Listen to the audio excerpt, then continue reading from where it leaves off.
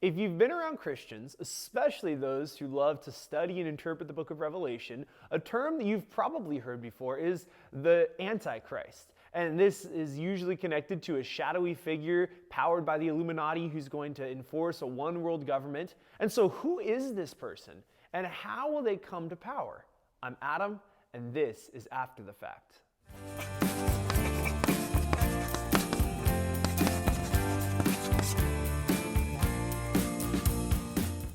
The term Antichrist is probably one of my favorites in the Dictionary of Christian Lingo because it has such scary and foreboding connotations, and it makes a great insult to hurl at people that you disagree with. But what does the Bible actually have to say about this term? Well, the word Antichrist originates exclusively in the writings of John, one of Jesus' closest disciples, specifically in the book of 1 John. And this is a letter that John is writing to the church in Ephesus, warning them to stay faithful to Jesus despite all the different pulls in their culture and their day and age. You can see how this might be relevant to us today. And in 1 John chapter 2, verse 18, John says, "Children, it is the last hour, and as you have heard that Antichrist is coming, so now many Antichrists have come." He continues in verse 22, "Who is the liar but he who denies that Jesus is the Christ? This is the Antichrist, he who denies the Father and the Son."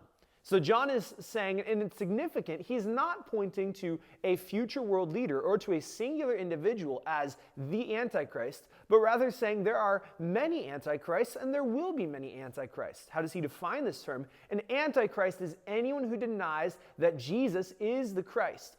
This is a term that means Messiah, King, Savior. And so anyone who says that Jesus is not the source of hope, Jesus is not the source of salvation, and finds their hope and their salvation in any other source, this person is an Antichrist. And they are in fact opposed to the mission of God. They're opposed to the Son and to the Father. Now John isn't just making these words up, but he is quoting Jesus himself. In Matthew chapter 24, Jesus is speaking to his disciples shortly before his death, and he says, "See that no one leads you astray. For many will come in my name, saying, 'I am the Christ,' and they will lead many astray." So now Jesus warns his followers that after his death and resurrection and ascension, there are going to be many who are going to come up and they're going to try to claim his name, his title, and his role. Now, Jesus doesn't necessarily mean just that there will be people proclaiming to be Jesus, the Son of God specifically, but rather there will be many people claiming to be the Christ. And again, this is a term that means Messiah, Savior, source of hope, source of satisfaction, source of peace. And Jesus warns that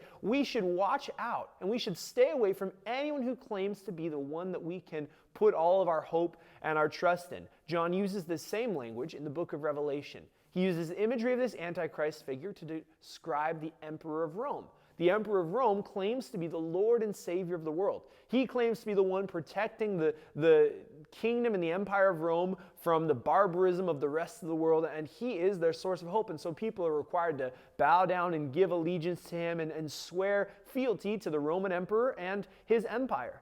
And so John is warning Christians, Jesus is warning Christians, and today the Bible still warns Christians, watch out for political and cultural figures who claim to be all the source of hope and peace and salvation for you and your life and your culture and way of life. But rather, we know that all of our hope rests on King Jesus and on his kingdom, his empire. Of the increase of his government, there will be no end.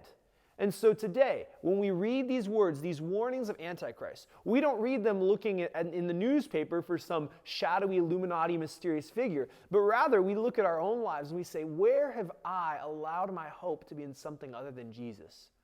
Where have I looked to my own financial prosperity? Where have I looked to my own political party? Where have I looked to my own culturally important icons? Where have I looked to my own athletes, my own teams as my source of hope, as my source of peace, as my source of security in this world? And those things can become antichrists when they replace Jesus in our heart, or when they claim to replace what only Jesus can do. So as Christians, we should watch out. We should be wary of anyone who claims to be our Savior, anyone who claims to be our protector, anyone who claims to be our source of hope, our source of peace, because we know ultimately that our peace and our hope and our joy rests on King Jesus alone, and that is a fact.